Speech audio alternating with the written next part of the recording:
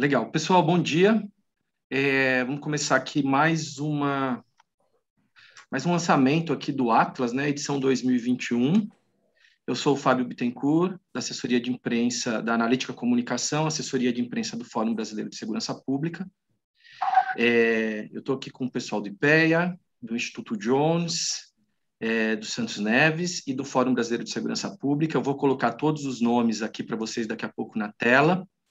Queria conversar um pouquinho com vocês sobre a dinâmica da coletiva. Eu acho que quem já participou aí já conhece um pouquinho. Nós vamos abrir aqui para fazer uma abertura o Renato Sérgio de Lima, diretor-presidente do Fórum Brasileiro de Segurança Pública, e a Flávia Schmidt, que é diretora de Estudos e Políticas do Estado das Instituições da Democracia do IPEA. Eles vão fazer uma breve abertura. Depois a gente vai para a apresentação do Atlas. E assim, eu gostaria que vocês já ficassem à vontade para colocar as perguntas que vocês tiverem no chat.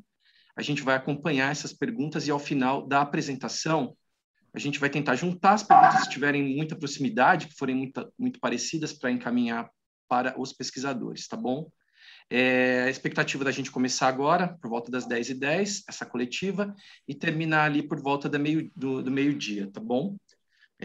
Eu acho que é isso. Se vocês tiverem qualquer outra dúvida, podem colocar no chat aí que a gente vai conversando, tá? Renato, por favor, você pode pode começar, depois a Flávia fala e a gente começa a apresentação. Bom dia a todas e todos. Inicialmente, agradecer a presença de vocês. Numa semana tão agitada, é importante a gente reforçar aqui os agradecimentos. Também queria agradecer às equipes do Fórum Brasileiro de Segurança Pública, que a coordenação dessa edição do Atlas foi da Samira Bueno, a diretora executiva do Fórum, que vai fazer a apresentação, do IPEA, que o Helder Ferreira também coordenou e vai fazer a apresentação, e do Instituto Jones, do idealizador do Atlas e parceiro de todas as horas, aí, o Daniel Cerqueira, que está como presidente do Instituto Jones e vai fazer a apresentação. Ele não abandonou o barco do Atlas e continua bastante ativo. Então, acho que essa é uma das grandes questões. O Fórum reforça a importância da gente ter múltiplos olhares sobre a saúde. A gente aqui destaca uma coisa que é importante, que é a complementariedade das fontes de informação, com um anuário que nós lançamos em julho, trabalhando com os registros das polícias e de outros registros, o Atlas com os registros da saúde e todas as demais fontes que nós trabalhamos para dar um retrato da violência no Brasil, da segurança pública, enfim, um pouco desse momento em que a gente vive, sobre o que tem e o que não tem como tarefa civilizatória a ser conduzida no país. Então, para a gente isso é muito importante, são várias as dimensões, são várias as luzes que vão ser jogadas aqui hoje e, de certa forma, esse o nosso norte quando o Fórum prioriza isso, lembrando que o Fórum é uma rede que é formada por policiais e não policiais, portanto, não é sempre um olhar muito particular, porque é um olhar que inclui a boa parte dos pontos de vista que lidam com segurança pública. Então, para a gente é uma honra estar aqui hoje, de novo, renovando a parceria com o IPEA, reforçando o papel aí, enfim, quase que a tarefa. A gente, particularmente, eu e Daniel nos cruzamos há quase 30 anos de trabalho e parcerias, então eu vou passar para a Flávia, mas era basicamente para fazer uma saudação inicial e reforçar a importância da informação, das fontes complementares, e essas fontes precisam ser cuidadas. Vocês vão ver com a apresentação dos dados por que eu estou dizendo isso, porque a gente não pode colocar em xeque a qualidade construída dos sistemas de informação do país. Muito obrigado. Flávia. Obrigada, Renato, pelas suas palavras. Eu queria também, como Renato, dar bom dia a todos e a todas os presentes que nos acompanham aqui nesse evento de divulgação do Atlas da Violência 2021, em que serão apresentados dados sobre a mortalidade em 2019. Queria agradecer na pessoa do Renato aí pela parceria sustentada que a gente tem conseguido manter através dos anos com o Fórum Brasileiro de Segurança Pública para desenvolver e entregar anualmente esse importante produto do IPEA para a sociedade, né? O IPEA é uma casa preocupada em gerar as melhores evidências, né, para a formulação de melhores políticas públicas. A questão da violência tem sido tratada há muitos anos, né, por um grupo de autores na casa. Daniel Cerqueira, que hoje nos acompanha como diretor-presidente, né, colega nosso, mas diretor-presidente do Instituto Jones dos Santos Neves, está aqui presente também como autor. Queria agradecer ao Daniel aí pela iniciativa do Atlas há alguns anos, sempre em parceria com o Fórum, agora do Instituto. Queria agradecer ao Helder Ferreira, que coordenou internamente no IPEA, né, a formulação desse produto que é feito a muitas mãos, com muitas visões, e acho que por isso é tão rico e compartilhará aí dados que são muito importantes para o debate nacional, no Estado e na sociedade sobre a melhoria da qualidade do desenvolvimento brasileiro, que trata essencialmente dessa dimensão aí da segurança da sua população. Eu queria agradecer também, mais uma vez, aí a turma da comunicação também do Fórum e aqui da Assessoria de Comunicação do IPEA pela organização desse evento, e vou passar a palavra aí aos autores para a gente ouvir os resultados que são tão importantes da gente ouvir, debater e disseminar na sociedade. Obrigada.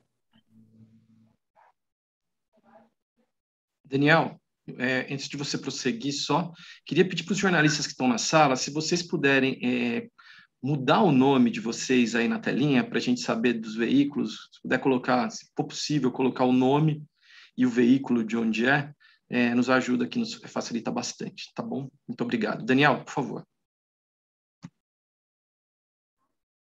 Obrigado, Fábio. Em primeiro lugar, bom dia a todos e todas. É um enorme prazer estar novamente aqui nesse lançamento do Atlas da Violência, que a gente tem feito desde 2016, numa parceria muito forte, profícua, com o Fórum, quando eu estava no IPEA, e agora com o Instituto Jones.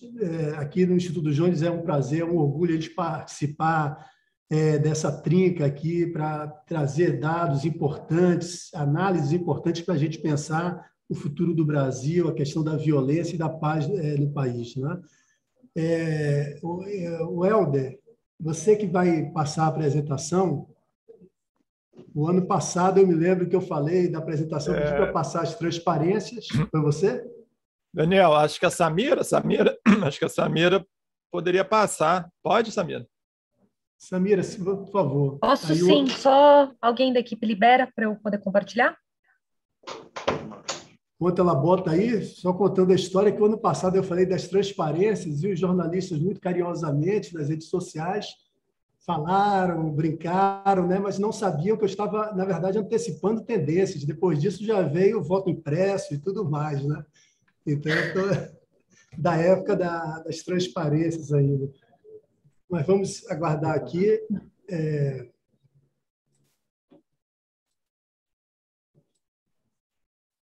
Enquanto a Samira vai colocando no ar a apresentação, eu queria dizer que foi realmente um trabalho muito interessante, que vamos apresentar aqui eu, a Samira e o Helder, e depois virão as perguntas, né? Em primeiro lugar, eu vou vou falar um pouco sobre a conjuntura dos homicídios, né? O quadro dos homicídios no Brasil. Vou falar também da questão das mortes violentas com causa indeterminada. E, em seguida, eu passo a palavra à Samira para falar daquelas sessões tradicionais que a gente já vem apresentando há vários anos sobre violência contra a juventude, contra a população LGBT e contra a violência contra a mulher, né? E o que há de novo esse ano, e que muito orgulho a gente traz aqui, que são 2 sessões inéditas sobre violência contra a pessoa com deficiência e violência contra indígenas. Ô, Samira, eu acho que aqui não está passando o módulo de apresentação, não, está passando a segunda tela. Mas, enfim, está dando para ver, sem problema. Então, a gente já há muito tempo, eu e a Samira e o grupo todo do Atlas da Violência, a gente vinha pensando, já encarando essa necessidade de trazer uma sessão aqui sobre violência contra as pessoas com deficiência e também violência contra a população indígena. E qual era o problema? Por que a gente nunca trouxe esse tema, né? Por uma total ausência de informações minimamente qualificadas no Brasil, né? Então, é um verdadeiro apagão Pode voltar, Samira, deixa só depois a gente fala da evolução dos homicídios, isso. Então, é um verdadeiro apagão sobre informações qualificadas sobre dois temas tão importantes. Fomos cobrados por vários grupos sociais, inclusive da ausência desse tema, e esse ano nós fizemos um esforço extremo para trazer algum dado aqui, minimamente qualificado, para dimensionar o problema da violência contra esses dois grupos sociais, né? Na verdade, a gente tinha um objetivo, era trazer o tema à tona aqui para fazer um chamamento às autoridades, à sociedade brasileira, ao Estado, que é fundamental importância a gente produzir informações qualificadas, sem o que a gente não tem um termômetro para medir, para entender o problema e, portanto, para lidar com esse problema, para tentar mitigá-los, né? A esse respeito, quando a gente fala da violência, muito rapidamente, contra a pessoa com deficiência e contra os indígenas, que o Helder vai apresentar aqui a seguir, né, depois da Samira, eu queria só trazer alguns comentários da importância de a gente trazer esses dois temas hoje, né? Porque a gente sabe que a violência, ela, antes dela ser perpetrada fisicamente, né, ela começa por uma via simbólica, né? Ela expressa-se várias vezes, primariamente na linguagem, como instrumento de ação, né? E, nesse sentido, nós temos uma situação no Brasil que dois grupos sociais estão sendo vítimas de muita violência, né? Agora mesmo, a gente viu a fala do ministro da Educação falando que alunos com deficiência atrapalham o aprendizado de outros estudantes, né? Então, isso é uma grave violência simbólica contra a população, contra as pessoas com deficiência, e também é um desconhecimento da literatura científica, porque se o ministro fosse olhar na literatura, veria que há inúmeros trabalhos, inclusive o professor Thomas Hare, da Escola de Educação de Harvard, fez outro dia um estudo muito amplo, uma meta-análise, com mais de 89 estudos, mostrando que a grande maioria dos estudos reporta benefícios significativos para os alunos que são escolarizados ao lado dos seus pares com deficiência. Então, eu acho que o primeiro ponto de trazer esse tema aqui é falar da violência simbólica e da necessidade da gente ter dados mais qualificados para lidar com essa questão. Um segundo ponto é exatamente também com a questão da violência contra a população indígena. Já estávamos preocupados com esse tema já há tempos. O ano passado, nós fizemos, alguns aqui devem conhecer, o Atlas da Violência no Campo, um trabalho muito, muito bacana, que a gente aprofundou em inúmeros detalhes sobre essa questão para entender como é que se dá a violência no campo no Brasil, um trabalho inédito. E já no ano passado, a gente já via um crescimento da violência contra a população indígena e, sobretudo, nos territórios da Amazônia Legal, né? A gente, naquele documento, a gente já salientava que esse recrudescimento da violência no campo no Brasil tem muito a ver com um ambiente institucional bastante conturbado, em que a gente vê também muitas vezes a linguagem antecedendo a violência física, linguagem às vezes de autoridades, como ministros, ex-ministros, né? Como foi o caso do meio ambiente, o Salles, né? E também em função do desmantelamento de algumas organizações, enfraquecimento de algumas organizações que estão exatamente para fazer a fiscalização no campo, e também várias medidas legislativas, né, que colocam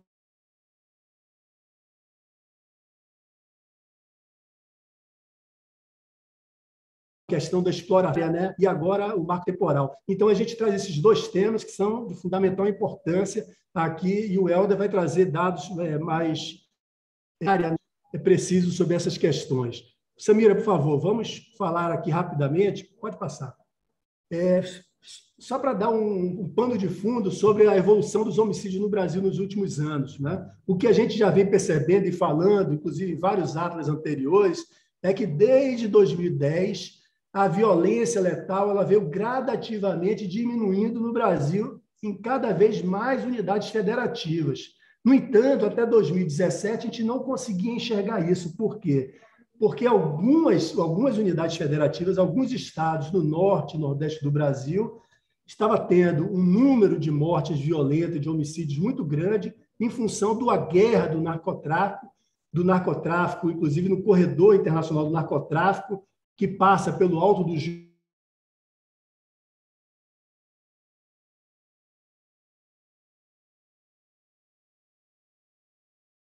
Juruá, no Acre, pega a droga chegando, essa guerra do narcotráfico, ela gerou tanta morte, e aí no agregado, quando a gente via o Brasil até 2017, a gente via um crescimento dos homicídios. Mas se a gente fosse desagregar por unidade federativa, a gente via que vários estados, cada vez um maior número de estados, estava conseguindo reduzir paulatinamente os homicídios. E por que isso acontece?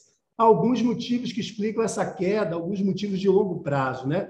Primeiro, a diminuição de jovens. Estamos passando pela maior transição demográfica da nossa história, né? Então, apenas só entre 2010 e 2020, a proporção de homens jovens na população de 15 a 29 anos diminuiu 10,4%.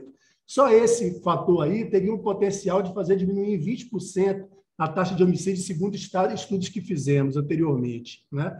Além disso, a gente viu também e tem acompanhado pelo Brasil afora a implementação de várias ações e programas qualificados em segurança pública em vários estados e municípios, como agora eu estou aqui no Espírito Santo, e a gente vê o Estado presente, a gente viu o Paraíba, Unidos pela Paz, a gente viu o Pacto pela Vida em Pernambuco, programas em Minas Gerais, no começo dos anos 2000, São Paulo com o Infocrim, várias experiências e também em municípios, né? Um terceiro ponto é o Estatuto do Desarmamento, que foi a legislação que permitiu que se poupasse mais vidas no Brasil e que, lamentavelmente, está sendo desmantelada no atual momento, né? E, por último, nós vamos falar aqui de um tema muito sério, que foi a piora na qualidade dos dados do Sistema de Informação sobre Mortalidade do Ministério da Saúde. Essa piora na qualidade dos dados, ela ajuda a ocultar uma parte dos homicídios que terminam parando lá na cova rasa das estatísticas, que são as chamadas mortes violentas com causa indeterminada, que nós vamos falar um pouco aqui, né? Então, no agregado, essa guerra do Norte e Nordeste, ela escondeu a maré a favor da diminuição dos homicídios no Brasil. Só que em 2018 e 2019 houve um processo de armistício entre essas facções criminosas locais e as grandes facções de narcotráfico no Brasil, o PCC e o Comando Vermelho. E aí, quando houve esse armistício, a taxa de homicídio caiu muito fortemente nesses 2 anos. Samira, por favor. E aqui nós vamos falar, portanto, dessa questão de como os dados, a qualidade dos dados de mortalidade do Ministério da Saúde se deteriorou nos últimos 2 anos, que foi o alerta que o Renato já começava a falar do início. Então, olha esse gráfico aqui. Esse gráfico ele traz a taxa de homicídio no Brasil e a taxa de mortes violentas com causa indeterminada no Brasil. Vejam que até 2017 havia uma estabilidade na taxa de mortes violentas com causa indeterminada e houve um crescimento muito grande nesses últimos 2 anos, 2018 e 2019, ao passo que a taxa de homicídio caiu, né? Só para se ter uma ideia, em 2019 tivemos mais de 16 mil mortes violentas com causa indeterminada, quase um terço, ou talvez um terço, a gente vai ver o número melhor do já, dessas mortes, das mortes violentas, o Estado não conseguiu saber por que a pessoa morreu, né? Então, Samira, por favor.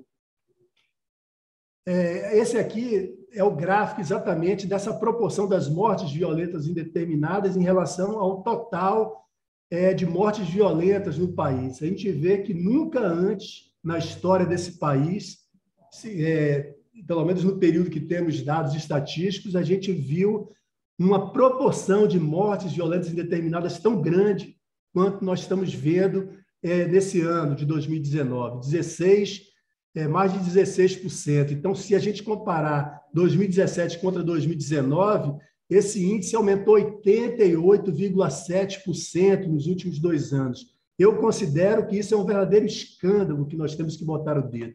Porque se a gente não tem um bom termômetro para medir a violência, a gente não tem um bom termômetro para poder pensar em fazer diagnósticos, em fazer remédios para evitar que novas mortes virão no futuro. A gente sempre falou, em outros momentos aqui na divulgação do Atlas, que o sistema de informação sobre mortalidade é um patrimônio nacional. Só que esse patrimônio nacional está em risco por uma deterioração muito grande da qualidade dos dados, né? Só em 2019, as mortes de causa indeterminada aumentaram 36,6%. Corresponderam a 36,6% dos homicídios, ou melhor dizendo. É interessante também trazer um dado aqui, que a gente verificou o seguinte: dessas 16 mil e tantas pessoas, com 16.648 pessoas que sofreram morte violenta com causa indeterminada, 1.991 pessoas foram mortas por arma de fogo, e, no entanto, está indeterminado, o Estado não conseguiu saber por que a pessoa morreu por quê, não é? Então, esse é um problema muito grave, que nós temos que chamar as autoridades, não só do governo federal, em particular do Ministério da Saúde, mas também de 6 estados. Esse problema da qualidade do dado não é um problema no Brasil inteiro. Ele é mais concentrado em 6 unidades federativas, que o problema é muito grande. No Rio de Janeiro, essa situação é que 34,2% das mortes indeterminadas, 34,2% das mortes violentas são indeterminadas. Em São Paulo, 19%, Ceará, 14%, Pernambuco e Minas, 11,7%, e Bahia, 12,6%. Né? Então, tem estados como o Rio e São Paulo que a taxa de morte indeterminada superou, inclusive, a taxa de homicídio. Esse é um problema que a gente tem que estar em cima, tensionando, para que haja melhora na qualidade dos dados e maior transparência no processo de produção das informações. Por favor, Samira. Falando agora um pouco do futuro, a gente se preocupa em relação a alguns temas que eu não vou discutir aqui arduamente, mas vou só citar telegraficamente, porque a nossa ideia é fazer uma coisa muito rápida aqui, né? Mas a gente vê muitos riscos conjunturais futuros em relação ao recrudescimento da violência no Brasil, né? Primeiro, a política permissiva em relação às armas de fogo, que nós vamos falar um pouco mais na última parte da apresentação, que eu voltarei a esse tema das armas de fogo. Como todo ano a gente tem alertado já aqui há vários anos, né? Segundo, um ambiente social e político conturbado, as pessoas estão com ódio entre elas mesmas. A pandemia, a gente vê que em vários estados, como aqui no Espírito Santo, mas vários outros estados, as pessoas estão se matando, são crimes interpessoais, marido matando mulher, filho matando pai. Então, há uma dose de violência muito grande, exacerbada na sociedade, que eu acho que é fruto de um ambiente social, um ambiente político conturbado, em parte. Né? Em terceiro lugar, tem essa questão que eu já citei antes, do recrudescimento da violência no campo.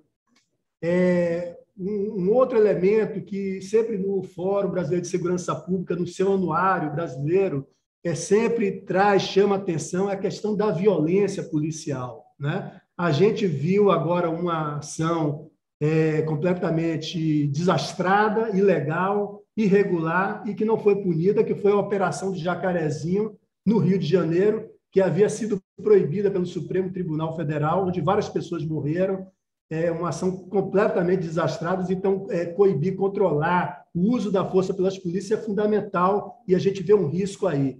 Além disso, algo que estamos discutindo também, o Fórum, o Renato tem discutido muito, o risco de politização das organizações de segurança pública, que traz um risco a mais, né? E também a instabilidade na guerra do narcotráfico. Né? Então, se houve um armistício entre 2018 e 2019, nada garante que esse armistício ele pode continuar, mesmo porque, muitas vezes, a guerra dessas facções começa por pequenas questões que acontecem nos nossos barris de pólvora, que são os presídios brasileiros. Né? Samira, por favor. Eu trazendo aqui só, eu não vou analisar, como todo ano, a taxa de homicídios por unidade federativa. Por quê? Porque o dado está tão ruim para vários estados que não vale a pena a gente se deter a esse ranking de quem melhorou, quem piorou. Né? Mas eu trouxe apenas alguns dados aqui para mostrar esses números que estão assinalados aqui de vermelho, só para mostrar alguns estados que estavam na rota dessa guerra do narcotráfico pelo corredor internacional de drogas, lá no norte e nordeste, né? Então, a gente vê, aí eu sublinho Acre, Ceará, Pará, Rio Grande do Norte e Roraima, que são estados que estavam bem no centro dessa história toda. 2015, antes de eclodir a guerra, 2017, no auge da guerra, e 2019, depois da guerra. A gente vê que sempre o número aumenta muito em 2017 e depois cai, né?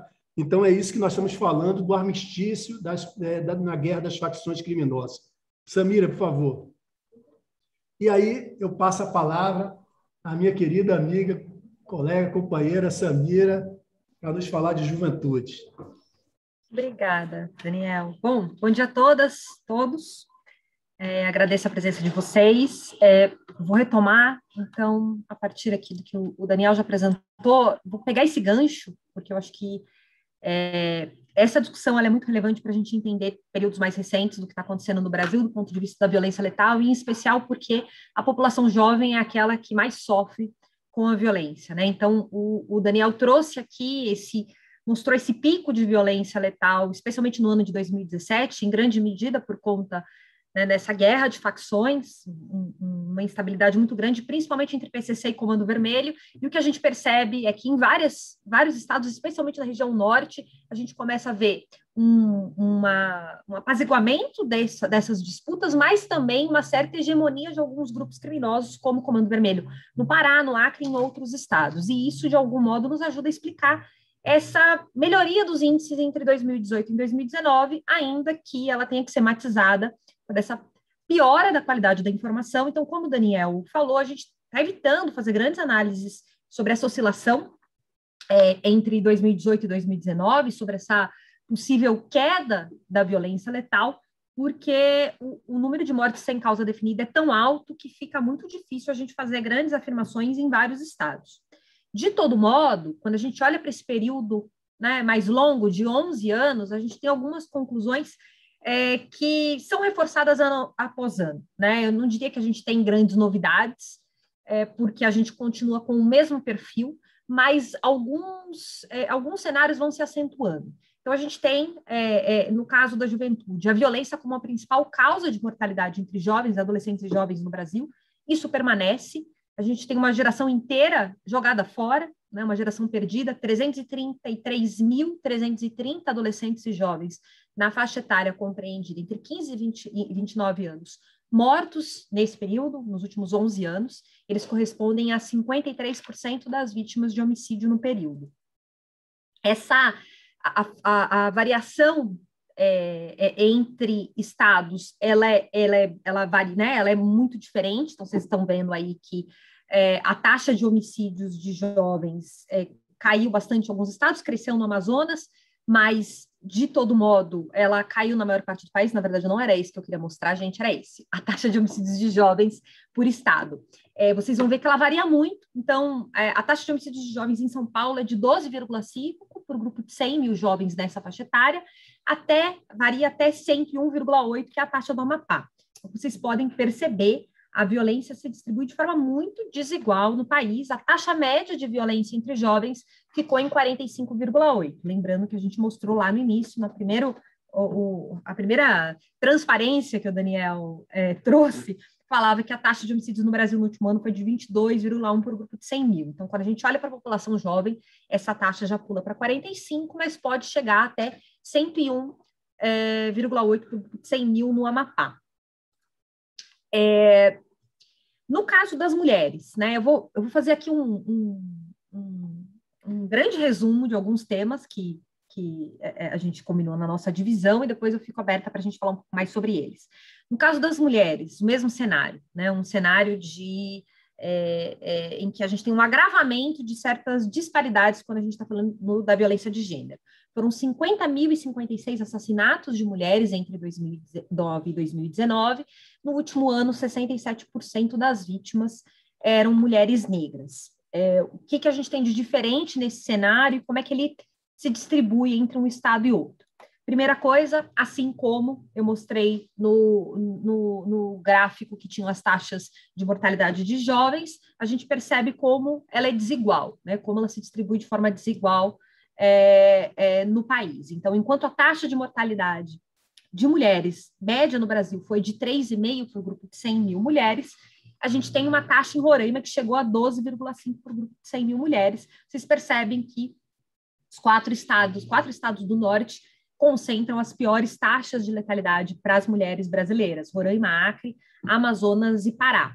E aí aqui uma informação importante, gente, a gente está trabalhando com os dados da saúde, são os dados do DataSUS, que provém dos atestados de óbitos. Então, aqui a gente não está falando necessariamente de feminicídio, a gente está falando de homicídios de mulheres, total de mulheres que foram mortas de forma violenta. É importante essa informação, fazer essa diferenciação em relação aos dados que a gente publica no anuário, que são os dados que provêm dos registros policiais, logo seguem a tipificação do Código Penal. Aqui é um gráfico que a gente traz ao longo desse período, 2009-2019, as taxas de homicídios femininos por raça-cor. O que eu gostaria de chamar a atenção nesse gráfico? Vocês percebem que em 2009, a diferença é que a taxa de mulheres negras e de não negras, ela estava mais próxima. E à medida que o tempo vai passando, essa taxa vai se distanciando. O que isso significa? Que a desigualdade racial se acentuou nesse período. Ou seja, a proporção de mulheres negras foi crescendo ao longo do tempo. Então, se em 2009, 59,7% do total de mulheres assassinadas eram negras, no último ano, em 2019, elas já correspondem a 67%. Então, assim como na violência em geral, eu vou mostrar também os dados de negros, de modo geral, a gente tem a desigualdade racial se acentuando nesse período. Ou seja, se a gente tem aí alguns avanços tímidos, uma pequena melhoria dos dados ao longo dos últimos 11 anos, isso ocorreu entre pessoas não negras, porque entre as negras a violência se acentuou. E esse é um dado que a gente, para tentar fazer uma aproximação com o que é a violência doméstica, a gente trouxe, mais um ano na publicação, essa informação sobre o local em que aconteceu o assassinato dessa mulher, se ocorreu dentro da residência ou fora da residência. Então, dentro da residência é uma aproximação com o que seria a violência doméstica ou um feminicídio, né? O que a gente percebe também ao longo desses 11 anos? A taxa de homicídios de mulheres fora das residências caiu 28%. Em geral, são assassinatos provocados com utilização de armas de fogo, e tem muitas características relacionadas a dinâmicas da violência urbana. Quando a gente fala dos assassinatos de mulheres dentro das residências, a gente tem um crescimento de 6,1%, reforçando esse achado de que a gente está diante também de um incremento da violência doméstica nesse período.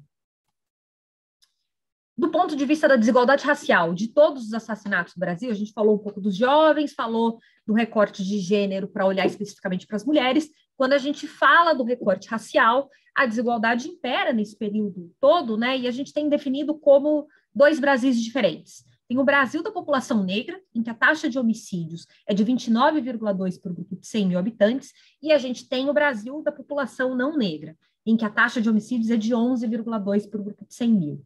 Então, esse é o cenário também de uma desigualdade racial, um racismo que vai se acentuando ao longo desse processo. A melhoria dos indicadores se verifica entre uma parcela da população e não se verifica em outra. Então, hoje, 77% das vítimas do homicídio no Brasil são negras. Quando a gente considera os números absolutos, a gente percebe que o número de negros mortos cresceu quase 2% nos últimos 11 anos, ao passo que o número de não negros mortos caiu 33%. Então, reforçando essa ideia de que são dois Brasis, a chance de uma pessoa negra ser assassinada no Brasil é 2,6 vezes maior do que a de um não negro. E isso vocês conseguem perceber na taxa de homicídios por raça-cor. Então, a gente tem aqui na linha de cima a taxa de homicídios de negros e na linha de baixo a laranja a taxa de homicídios de não negros, assim como na mostrada na taxa de mulheres, né, de violência letal entre mulheres. Essas curvas elas vão se distanciando cada vez mais. Então, em 2009, os negros respondiam por 69% das vítimas da violência letal. Em 2019, eles já são 77% das vítimas. Então, aqui a taxa de homicídios de pessoas negras por unidade da federação. Então, também, vocês podem perceber uma distribuição bastante desigual. Em todos os casos, as taxas de não negros são menores, mas quando a gente olha para as taxas de negros, ela varia. A média é 29, ela varia até 55,6 por 100 mil pessoas negras no Rio Grande do Norte, até a menor taxa encontrada em São Paulo, que é de 9,1. Para encerrar aqui a minha participação hoje, eu trago um pouco dos dados de violência contra a população LGBT. A gente trabalha nessa sessão com duas fontes de dados, os dados do Disque 100, que é um Disque Denúncia que é gerido pelo governo federal, que mostra um quadro, e os dados do SINAM, que é o Sistema de Notificação de Agravos do Ministério da Saúde, que diz respeito ao número de pessoas que passaram pelo sistema hospitalar, que foram agredidas, e, no caso de violência, é notificação compulsória, que mostra um cenário completamente diferente. Quando a gente olha para os números de denúncias no Disque 100, parece que as coisas estão melhorando para a população LGBT e que a gente está diante de uma redução da violência, como vocês podem perceber por esse gráfico aqui. Então, a gente tem um pico de denúncias em 2012 e os números chegam ao menor da série em 2019, com 833 denúncias. Infelizmente, isso não se reflete nos números de notificações do SINAM. Então, a gente, em 2019, teve um total de 5.330 casos de violência contra homossexuais e bissexuais dentro do SINAM. Desculpa, gente, acho que tem alguém que abriu o microfone aí, se vocês puderem fechar, por favor. Isso dá um crescimento de quase 10% em relação ao ano anterior, e a gente tem outros 3.967 casos de violência física contra trans e travestis, e aqui uma informação importante, a gente trouxe, então, orientação sexual e identidade de gênero. Então, a gente tem essas duas informações na sessão esse ano, no capítulo de LGBTs esse ano, que é uma informação que tem mais ou menos 5 anos, que foi incluída no SINAM. É um dado que ainda a cobertura é ruim, a maior parte dos registros não tem essa informação de orientação sexual ou de identidade de gênero, mas o que a gente consegue medir, que é uma pequena minoria dos registros, já mostram um agravamento da violência, tanto por decorrência de orientação sexual, quanto de identidade de gênero. Acho que aqui só os totais para vocês terem, então, o número total de violências contra homossexuais, um crescimento de 5%, e é isso, gente. Eu vou deixar vocês com o Helder, e ele vai falar um pouco sobre indígenas e pessoas com deficiência, que são as novas sessões. Obrigada. Obrigado, Samira. Antes de começar, eu queria aproveitar, agradecer a CEPAL, que foi muito importante, 2 projetos que o IPEA tem com a CEPAL que possibilitam que a gente tivesse o apoio de 2 pesquisadoras muito importantes aí na realização do trabalho. Já aproveito para agradecer aí todos os autores que tiveram envolvidos e o apoio das direções de todas as 3 instituições envolvidas aí a realização desse trabalho. Aos leitores também do documento, que fizeram sugestões aí aos documentos. No caso de violência contra pessoas com deficiência, eu preciso agradecer também as pessoas que participaram de uma oficina que a gente realizou no IPEA com participação de especialistas, pesquisadores e do Ministério da Saúde, que trabalham nessa área, que foram muito importantes para a gente repensar o que a gente estava fazendo, que foi organizada pela Ruth Maniche Rodrigues, que quem coordenou o trabalho aí sobre violência contra pessoas com deficiência. Enfim, e agradecer o pessoal da revisão e diagramação aí, que possibilitou a gente ter esse trabalho do jeito que está pronto. Começando então sobre violência contra pessoas com deficiência, como todo mundo já adiantou, uma sessão nova que a gente se arriscou aqui a tentar trazer para vocês.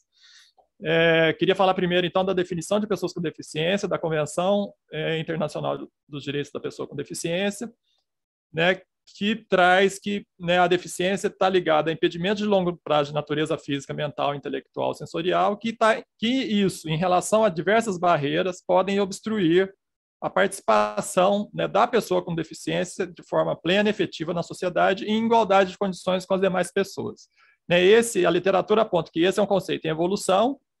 Se antigamente o diagnóstico era biomédico, um diagnóstico corporal, atualmente é muito mais centrado numa perspectiva biopsicossocial voltada em pensar nas atividades que as pessoas podem ou não realizar. Né? Então, por exemplo, se a pessoa pode usar óculos e com isso corrige, aí não seria uma pessoa, né, na situação de pessoa com deficiência. Mas se mesmo utilizando o óculos a pessoa tem dificuldade séria para enxergar, aí se constitui, né, uma pessoa com deficiência. É uma via de mão dupla a relação de violência com deficiência, porque tanta violência pode provocar a situação de uma pessoa se tornar uma pessoa com deficiência, quanto a deficiência, pela própria vulnerabilidade da pessoa com deficiência, pode ser um facilitador dos casos de violência. Eu vou trazer dados para vocês sobre notificações de violência, né? Ou seja, são casos que chegam nas unidades de saúde, né? Com isso, a gente já sabe a priori que há uma subnotificação ainda, né? Porque muitos crimes ocorrem, muitas violências ocorrem na sociedade, mas não chegam ao conhecimento aí das unidades de saúde. Samir, o próximo, por favor. Bom, então a gente vai trazer aí taxas e números, né, de notificações de violência, trabalhando com o sistema de agravos de notificação do Ministério da Saúde. A gente vai se concentrar na violência comunitária e violência institucional, não vamos trabalhar com a violência autoprovocada, né, quando a própria pessoa é o autor presumido da violência. Sobre a qualidade dos dados do SINAM, né, a gente nota que a notificação tem aumentado, né, a cobertura do SINAM, né, e o indicador que a gente trabalha, que é o registro de violência, de pelo menos um caso de violência no município, a gente nota que 79,2% dos municípios em 2019 tiveram pelo menos esse um caso de violência. Aí a gente nota que essa proporção é menor no Norte e Nordeste. Sobre o total de notificações que estão disponíveis na base de dados, são 7.613 casos. Né? Aqui é importante, inclusive, a atenção de todos, né? Porque esse dado está no nosso texto e tem algumas tabelas nossas que esse não é o mesmo número. Por quê? Porque toda hora que você cruza com uma variável, naquela variável, às vezes, tem a falta de informação. Então, nas tabelas, esse número é um pouco menor. Né? Então, esse número está no texto, é 7.613 casos. Para trabalhar com taxa, a gente utilizou a Pesquisa Nacional de Saúde de 2013 do IBGE, né, que traz uma população ali de 6,2% da população brasileira seriam pessoas com deficiência. O IBGE, né, trabalha com a deficiência que é declarada pela própria pessoa, né, então há uma diferença em relação aos dados do SINAM, que daí é heterodeclarada, né, precisa ter um laudo médico, inclusive, para verificar ali que a pessoa de fato tem a deficiência. Mas as definições que eles trabalham com deficiência, por serem semelhantes, né, e por a gente se encontrar numa situação sem muitos dados sobre isso, a gente se arriscou e fez uma taxa, né, utilizando uma população projetada da PNS de 2013 para 2019, usando a PNAD contínua para ver esse crescimento populacional, e fizemos assim a taxa. O próximo, por favor, Samir. Bom, então, trazendo alguns gráficos aí que estão no documento, né? Esse gráfico trata do número de notificações por 10 mil pessoas com deficiência, ou seja, essa taxa. Né? O que se destaca aí no gráfico? Né? A situação da mulher, né? A maior taxa de notificações por 10 mil pessoas com deficiência é da mulher, de 56,9, né, mulheres com deficiência intelectual vítimas a cada 10 mil mulheres com deficiência intelectual. O próximo, por favor. Vou tentar passar mais rapidamente, que, né, a gente já está adiantado na hora. Então, sobre o número de notificações aqui, a gente traz tipo de deficiência por contexto autoria. Né, isso aqui foi uma categorização que a gente trabalhou. Né, se destaca aí a questão do contexto doméstico, né, sendo autores pessoas da família ou pessoas de relação afetiva. É a maior situação. E ocorre mais frequentemente com as pessoas de deficiência intelectual. Samir, o próximo, por favor. Bom, aqui a gente tem um número de notificações, né, com as variáveis faixa etária e contexto de autoria. A gente nota, né, que é uma maior frequência da juventude de 10 a 19 anos, né, depois isso vem caindo, né, e na população de 0 a 9 anos é um pouco menor. O próximo. Então, esse gráfico traz o tipo de deficiência em relação à natureza da violência, né? E aí, de novo, a deficiência intelectual aparece com o maior número de notificações de violência. A violência física é o que tem mais registro, né? Mas a gente nota, e vocês podem notar no gráfico, que a violência sexual também tem um grande destaque aqui nesse gráfico, né? E em relação às pessoas com deficiência intelectual e que geralmente são mulheres. Tá? O próximo, por favor. Bom, aqui é o número de notificações de faixa etária e natureza de violência, né? Então, tem um destaque, de novo, aí, né, na faixa etária de 10 a 19 anos, né? E, de novo, na questão da violência física, que mais aparece. E aqui o que chama atenção, diferente do gráfico anterior, é que a violência sexual aí se destaca na idade de 10 a 19 anos. O próximo. Bom, então, só para fechar, né, a fala aqui sobre a violência contra as pessoas com deficiência, é importante a gente ter atenção com esses números, né, como o Daniel e a Samira já colocaram. Né, a gente está tentando trabalhar com números que não têm uma total qualidade. Então, no caso das pessoas com deficiência, né, o Sinan não trabalha com deficiência intelectual adquiridas após os 18 anos. Né? Então, aí tem um grupo que não aparece nesses dados. Né, a gente também trouxe aqui, né, até cita no texto, né, um trabalho publicado pelo Ministério da Saúde, né, trazendo a questão de que a violência reforça a vulnerabilidade dessa população. Né? O Daniel já citou a questão da violência simbólica. Né? Então, no caso das pessoas com deficiência, ocorre processo dentro da questão do conceito de violência simbólica também. Né? Eles sofrem uma questão de exclusão social, segregação, preconceito, estigmatização. Né? Essas pessoas que têm diferenças biológicas ou psicológicas, mas isso é tomado, né, ou como desvio de normalidade ou, muitas vezes, como expressão de menor valia social. E como recomendação final que a gente traz na sessão, a importância do desenvolvimento de políticas de cuidado. Né? A gente tem entre as violências, por exemplo, o caso de negligência, e que, em muitos casos, o autor presumido é alguém da própria família, né? Mas a negligência pode estar ligada a condições econômicas, sociais econômicas da própria família, inclusive a falta de conhecimento, né, do cuidado em relação a pessoas com deficiência que necessitam de mais cuidado. Bom, sobre pessoas com deficiência era isso, eu vou entrar agora sobre, então, violência contra indígenas. Né? É importante, como é a primeira vez que a gente trata no tema, e esse é um tema bem complexo, é importante a gente falar um pouco da questão da identidade indígena. Né? A identidade indígena não é baseada na aparência da pessoa, é como o indivíduo se reconhece e como ele é reconhecido por sua comunidade. Bom, a população indígena em 2010, segundo os dados do censo, que a gente tem, que é o dado disponível, né? O censo dessa década ainda não foi realizado, a população de 900 mil pessoas representava 0,4% da população nacional. Né, e estava presente em 80,5% dos municípios brasileiros. E aí é importante ter uma atenção, né, e o Daniel e a Janine, que eu acho que está entre a gente aqui, né, que fizeram o Atlas da Violência no Campo, já trataram disso anteriormente. Você tem indígenas que moram em domicílios em terras indígenas, né, que em 2010 eram 517 mil pessoas, e indígenas com domicílio fora das terras indígenas, né, que eram 380 mil pessoas. Né, e 36% das pessoas indígenas estavam em cidades, sejam em terras indígenas ou não. Bom, essas terras indígenas sofrem, né, uma série de desafios. Né, as obras de infraestrutura que são realizadas no local ou próximas do local, fragilidade na proteção às terras indígenas e mesmo falta de políticas sociais fazem parte do contexto de que vive essa população. Né, e a violência tem essas dimensões, tanto material, né, e aí a gente olha, por exemplo, a violência física, quanto simbólica, né, e que muitas vezes tem comprometido estruturalmente, né, as condições de sobrevivência dos povos, das pessoas indígenas. O próximo, por favor.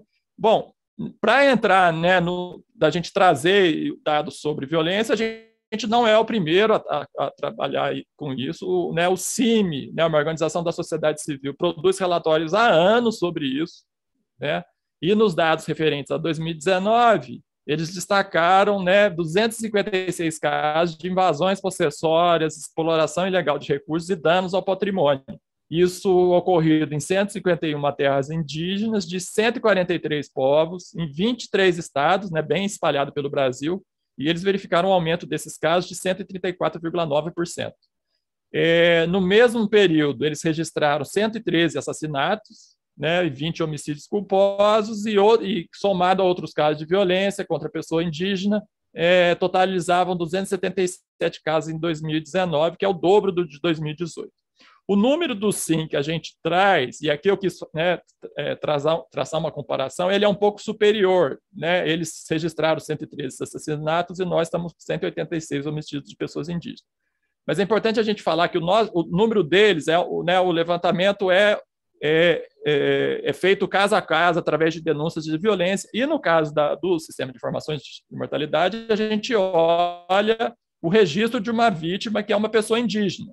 Não necessariamente esse caso está ligado a questões, né, de conflito no campo, né, esse tipo de situação. Então, era de se esperar mesmo que o nosso número fosse um pouco maior. O próximo, por favor. Bom, então, nesse período de 2019, tem 2.074 homicídios de pessoas indígenas.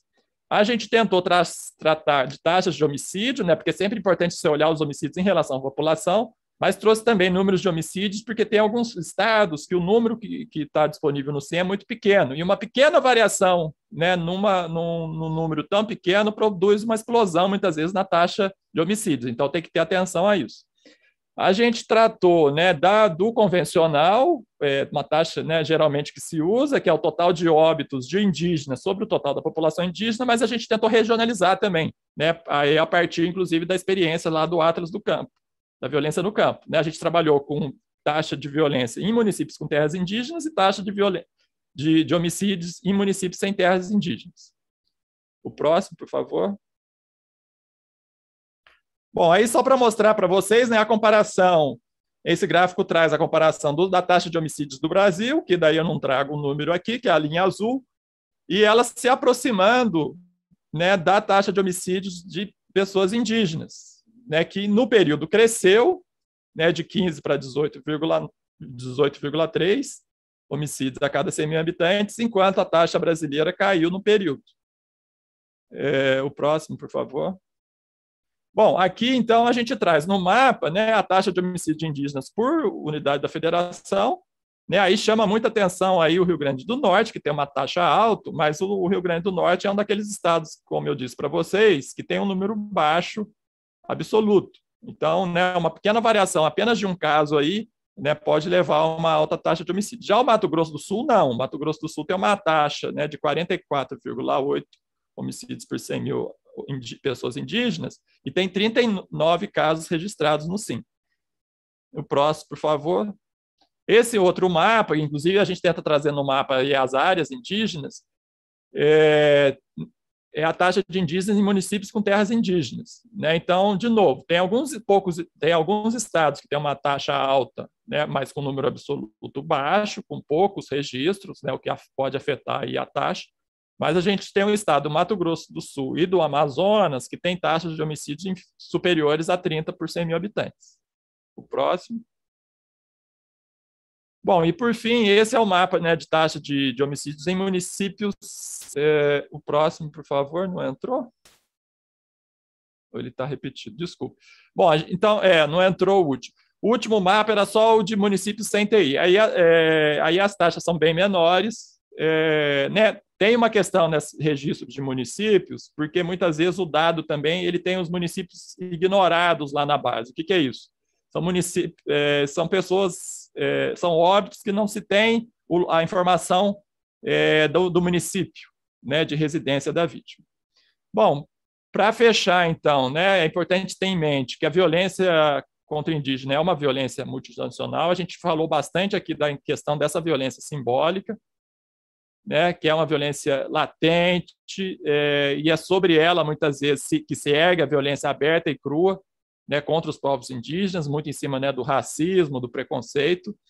Essa violência, né, é importante alertar também que não é só física, né, a caso de abuso de poder, formas sistemáticas ou não de assédio, criminalização de lideranças e movimentos sociais, ameaças, violências sexuais, né, inclusive a gente viu um caso recente aí que chocou o Brasil inteiro, Bom, sobre as terras indígenas, né, elas se veem muitas vezes pressionadas por crimes como invasões, grilagens e desmatamentos ilegais, como aponta o relatório do Cine, né, o que aumenta as tensões, os conflitos e, previsivelmente, pode aumentar também os números de homicídios. E um último alerta que a gente levantou, né, como o censo de 2010 traz que algumas etnias, né, 22% das etnias, que representam 70 povos indígenas, têm uma população abaixo de 100 pessoas, um grupo, né, são povos indígenas em uma especial situação de vulnerabilidade, né, que por conta não só de homicídio, mas outras mortes, a própria sobrevivência desses grupos indígenas está em risco, né, não só de um extermínio físico mesmo, mas mesmo cultural, né, porque é um grupo muito pequeno de pessoas. Então, a importância aí de se garantir, né, as terras indígenas para que essa população possa se desenvolver. Samira, eu acho que a minha se encerra aí. Gente, muito obrigado.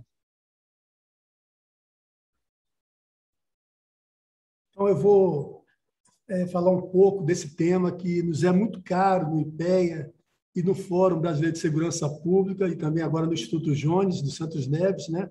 Que é a questão da violência armada, da questão das armas de fogo, né? Esse é um tema que todo Atlas da Violência a gente traz uma sessão muito bem trabalhada, não apenas com uma literatura internacional científica sobre a relação entre armas de fogo e crime, mostrando que há uma unanimidade na academia científica internacional e nacional que mais armas, mais crime, mais violência, mais feminicídio, mais insegurança familiar e mais insegurança social. Nesses estudos também que a gente tem feito, desde 2016, nos Atlas, a gente tem mostrado também, explicado didaticamente os canais que associam armas e crimes, né? O canal que a arma conspira contra a segurança do lar, que a arma, num ambiente urbano, ela é um péssimo instrumento de defesa, porque existe o efeito surpresa, né? A questão da migração de armas do mercado legal para ilegal, que faz com que muitas armas caiam em mão de pessoas erradas a um preço menor, porque tem mais oferta de armas no mercado ilegal, né? Então, todos os atos a gente traz sempre essas análises, inclusive mostrando a evolução do dado desde 1980 para cá, de homicídios por arma de fogo, homicídio sem arma de fogo, e como em 2003, exatamente o ano do Estatuto do Desarmamento, houve uma mudança nessa trajetória. Enquanto o passado ele explica bem o futuro dos homicídios sem arma de fogo, ou seja, quando a gente pega a série histórica e olha como é que vinha crescendo, como é que vinha evoluindo o número de homicídios por outros meios que não arma de fogo, a gente acerta bem a trajetória futura, a partir de 2003, dessas mortes sem arma de fogo. Porém, quando a gente faz o mesmo exercício do passado, pegando o passado para replicar o futuro para as mortes com arma de fogo, a gente chegaria a um número muito maior do que o observado. A gente chegaria a um número muito maior do que o observado, porque, basicamente, tem ali o efeito do Estatuto do Desarmamento. Contas que nós fizemos é que, se a gente perseguisse aquela trajetória da violência armada que vinha no Brasil até 2003, teríamos, até 2018, 275 mil homicídios a mais. Esse dado não está no Atlas desse ano, a gente não botou, mas essa é uma conta que nós fizemos. Portanto, eu trago aqui uma questão de fundamental importância, que fala sobre violência, fala sobre o processo civilizatório e paz no Brasil, a questão da violência e a questão da legislação armamentista, que está em curso já há 2 anos, com mais de 30 dispositivos que foram sancionados aí nesses últimos 2 anos. É uma política extremamente permissiva de arma de fogo e munição. E eu trago aqui esse alerta para dizer o seguinte, que tem uma situação muito parecida aqui com a situação que acontece na pandemia da Covid. Na pandemia da Covid, se tentou ministrar remédios como cloroquina e tentou se colocar e dizer que a vacina não funciona. Como é que a gente descobriu qual é o caminho da luz? Pela ciência, pelos estudos científicos, a fase 3 para mostrar que a vacina funciona, para mostrar que cloroquina não funciona. Então, quando a política pública é baseada em ciência, é baseada em evidências científicas, a gente consegue poupar vidas. E o que é que a gente fez aqui no Brasil nos últimos 2 anos em relação à política armamentista? A gente andou na contramão da ciência e a gente andou na contramão do processo civilizatório e da responsabilidade. Faltam-nos palavras para a gente descrever essa questão da política armamentista e da questão da relação entre armas de fogo e homicídios no Brasil, porque nós, exaustivamente, já é o 6º documento que a gente faz trazendo, mostrando o perigo.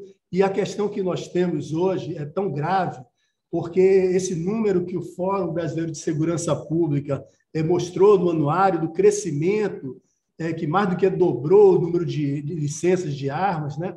Isso é um perigo extremo para a sociedade brasileira, não só agora, não só o ano que vem, mas daqui a 10 anos, daqui a 20 anos, daqui a 30 anos, que é quanto dura uma arma de fogo se tiver boa manutenção. Só para vocês terem uma ideia, muito pai de família está morrendo hoje assassinado no Brasil, vítima de um disparo por arma de fogo, aquele 38ão comprado pelo tiozão lá no começo dos anos 80, que ficou no armário, alguém foi lá, roubou aquela arma e ela está sendo usada para matar muito pai de família. Um outro tema importante também que a gente não tratou no Atlas, mas que o anuário tem trazido isso com muita maestria, é a questão do descontrole de munição, né? Então, só o ano passado, agora há uma possibilidade agora de recarga de munição, né? E saiu do controle do Exército as máquinas que fazem recarga de munição. Houve uma possibilidade das pessoas, clubes de tiro, de pessoas comprarem pólvora para fazer recarga de munição. Isso significa dizer que só o ano passado foram 54 toneladas de pólvora vendida, o que dá algo equivalente para produzir cerca de 39 milhões de munições de 9 milímetros. Então, nós estamos chegando, nós estamos num momento de extremo perigo para o país e para o futuro da nação, do ponto de vista da paz social. E aí, com isso, eu termino, devolvo a palavra aqui para o Fábio, não sei se a Samira ou a Helder querem complementar mais alguma coisa, e a gente fica aqui à mercê das perguntas. Eu só queria dar um informe que o infográfico, vou até apresentar ele aqui rapidinho para vocês, já está no site do Fórum. Então, eu sei que esse é um bom resumo para vocês que estão fazendo a cobertura, ajuda um pouco a guiar o raciocínio. O material já está disponível, então, além da publicação completa, tem esse grande resumo aí, que é um pouco, resume bem o que foi a nossa apresentação aqui. Fábio, é com você. Obrigado, Samira. A gente pode disponibilizar também daqui a pouco no chat esse material também, tá, pessoal? Vamos começar, então. Aqui a gente tem uma pergunta do Tássio Lohan, do Metrópolis. Bom dia. Sobre as falhas no registro do SIM, do Ministério da Saúde. 1. Foi feita uma análise sobre quem são as vítimas de mortes violentas por causa indeterminada? Negros são maioria? E ele emenda uma outra pergunta aqui. O que explica essa forte alta do número de MVCI? Houve alguma determinação de governos locais para mudar essa classificação? Daniel, você quer responder? Sim. Muito obrigado pela pergunta, Tássio. De fato, nós fizemos, há muitos anos atrás, em 2012, 2013, fizemos 2 estudos para entender esse problema das mortes violentas com causa indeterminada. Foi um momento que o Rio de Janeiro, naquela época, estava crescendo muito essas mortes, e a gente fez esse trabalho que fez com que a Secretaria de Segurança Pública, na época, o governo do Estado mudasse a sua forma de produzir informação, porque eles reconheceram, a partir da crítica que nós fizemos do nosso trabalho, que realmente eles estavam indo pelo caminho errado, um caminho de produzir informações com baixa qualidade. E lá naquele trabalho, a gente fez sim, a gente pegou os microdados do Sistema de Informação sobre Mortalidade e olhamos padrões de mortalidade. E a gente sabe que tem padrões diferenciados para cada tipo de violência. Então, por exemplo, a vítima de homicídio, quem é? Tipicamente é negro, é jovem, morre na rua, em via pública, a grande maioria por arma de fogo, solteiros, né? Quando você vai olhar o suicídio, por exemplo, são pessoas mais velhas, muitas vezes por enforcamento dentro de casa, então tem padrões diferenciados, né? E a partir desses padrões diferenciados, a gente fez um trabalho estatístico para olhar, para tentar recuperar uma informação de quanto naquelas mortes violentas com causa indeterminada, na verdade, eram homicídios mal classificados. E chegamos lá, naquele momento, a situação em que cerca de 70%, agora não me lembro, 73%, se não me falha a memória, dessas mortes violentas com causa indeterminada eram, sim, homicídios que foram mal classificados, né? O que nós estamos fazendo hoje, Tássio, já adianta em primeira mão, fica só entre nós aqui, é que nós estamos fazendo uma atualização daquele trabalho que a gente chamou Mapa dos Homicídios Ocultos no Brasil. Em breve vocês terão notícias disso, nós estamos trabalhando na metodologia, refinando os dados para trazer alguma notícia aí daqui a algum tempo, né? A segunda questão é o que explica essa alta do número de mortes violentas com causa indeterminada. Houve alguma determinação de governos locais para mudar essa classificação? Não acredito que tenha havido nenhuma determinação explícita de governos para mudar essa classificação. O que acontece, basicamente, só para você entender, Tássio, um pouco mais, é que quando uma pessoa morre de causa violenta, por lei, apenas o médico legista que tem que expedir a declaração de óbito. Na declaração de óbito, ele vai preencher 4 campos que dizem respeito à causa básica, à causa mais imediata do óbito. A causa básica tem o primeiro campo, que é a intenção. Se foi uma lesão auto-infligida, no caso, um suicídio, né? Se foi uma agressão de terceiros, no caso que nós estamos chamando de homicídio, se foi um acidente, ou quando não foi um descausa violenta com causa fica em branco, que depois virá a ser uma morte violenta com causa indeterminada. Aí, depois disso, eles examinam o instrumento que gerou o primeiro processo mórbido, se foi uma perfuração por arma de fogo, um instrumento pérfero cortante, inalação de fumaça, fogo, por aí vai, né? E aí chegam, então, as causas imediatas. Então, houve uma hemorragia no sistema tal e falência do sistema tal, questão médica, né? Então, o que acontece? O médico legista, ele muitas vezes ele não tem condições, ao fazer o laudo cadavérico, de ali saber se a pessoa morreu, foi, por exemplo, por um acidente, por um suicídio ou por um homicídio. Então, ele deixa aquele campo em branco. Aquela declaração de óbito, uma via vai para a Secretaria de Saúde, que depois procura melhorar esse dado, tenta achar alguma informação adicional. Quando não encontra, não sabe o que aconteceu, manda aquela base de dados para o Ministério da Saúde com a classificação de morte violenta com causa indeterminada. O Ministério da Saúde fica 2 anos, e é por isso que o dado demora tanto a sair, fazendo uma revisão, um feedback, fazendo um tensionamento junto às unidades federativas, né, para que consiga melhorar aquele dado. Tem muita morte violenta indeterminada, vamos melhorar esse dado, o que está faltando? Vamos à polícia para ver o que aconteceu. Então, o que aconteceu esse ano? O processo, aparentemente, foi muito assodado. Todo ano, o Ministério da Saúde libera o dado apenas em maio, né? O dado revisado. Esse ano, já em janeiro, liberou o dado revisado, um dado muito ruim, como nós falamos, né? Esse é um primeiro ponto. O segundo ponto, que é a responsabilidade dos estados, e, sobretudo, desses 6 estados que produzem uma informação de baixa, de péssima qualidade. E por que isso acontece? Basicamente, por um problema de falta de compartilhamento de informação dentro dessas agências no âmbito do Estado. Então, é o caso da Secretaria de Saúde, que quer descobrir por que aquele cara morreu, por que aquela pessoa morreu, e a polícia simplesmente não dá o dado, não há conexão nessas bases de dados, né? Muitas vezes não há um processo técnico de compartilhamento de informação, e muitas vezes isso é uma situação confortável, né? Porque o Estado, que tem um péssimo sistema de compartilhamento, vai ser o Estado que vai ter mais mortes violentas com causa indeterminada, sendo que muitas delas serão homicídios ocultados nessa cova rasa das estatísticas, né? Então, por que isso acontece? Acontece, eu acredito, por problemas de falta de compartilhamento dessa informação entre essas agências, e eu acho que a responsabilidade é dupla por isso. Pelo Ministério da Saúde, que não fez a cobrança, o tensionamento e talvez a colaboração técnica adequada com os estados, e também desses 6 estados que realmente deixaram muito a desejar na produção de um dado minimamente qualificado. Obrigado, Daniel. Suzana Correia está perguntando sobre o acesso à gravação da apresentação, se é possível ter acesso imediatamente. Suzana, não é, porque para a gente subir esse arquivo aqui no YouTube, por exemplo, demora um tempo.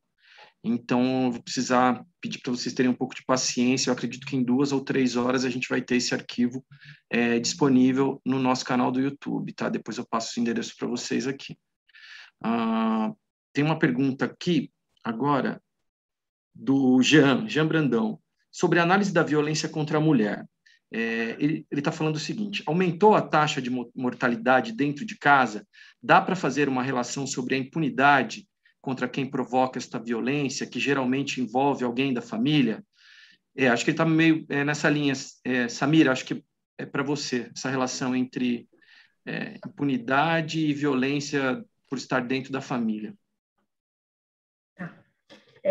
Desculpa, qual que é o nome do repórter? Jean, vamos lá. Sim, a gente tem um crescimento, estou aqui olhando aqui minha cola, que está no infográfico esse destaque, a gente teve um crescimento de 6% da taxa de mortalidade de mulheres dentro das residências, ao passo que aquelas outras mortes, aqueles outros assassinatos de mulheres caíram 28%. Então, sim, tem um agravamento dos casos de violência doméstica.